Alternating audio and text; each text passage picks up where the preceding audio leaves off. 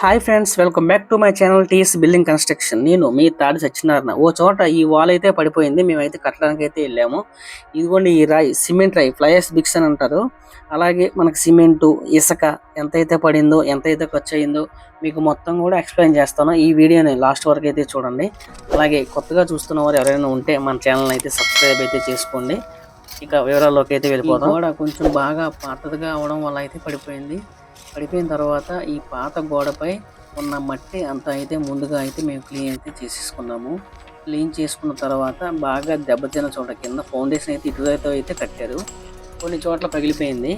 పగిలిపోయిన చోట మేమైతే కాంక్రీట్ అయితే వేసాము. ముందుగా కాంక్రీట్ వేసిన తర్వాత వర్క్ అయితే స్టార్ట్ చేసాము.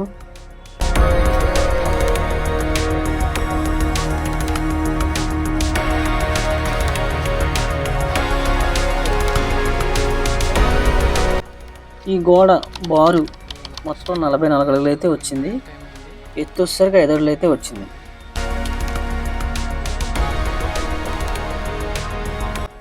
మొదటి రోజు అయితే ఈ ఎత్తు వరకు అయితే అయ్యింది.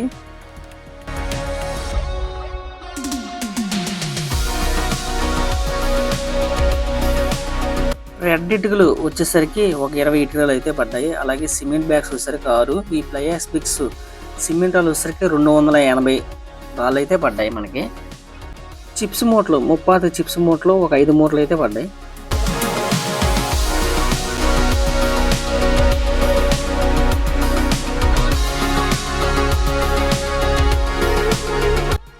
సిమెంట్ బ్యాగ్స్ అయితే మొత్తం 9 తీసుకొచ్చాం. ఈ 3 అయితే మిగిలినాయి. అలాగే చిప్స్ మూట కూడా ఒకటి అయితే మిగిలింది. ఇసుక వచ్చేసరికి ఒక టాటా తీసుకొస్తే అందులో ఒక ఎడ్ల బండి ఇసుక అయితే అయింది.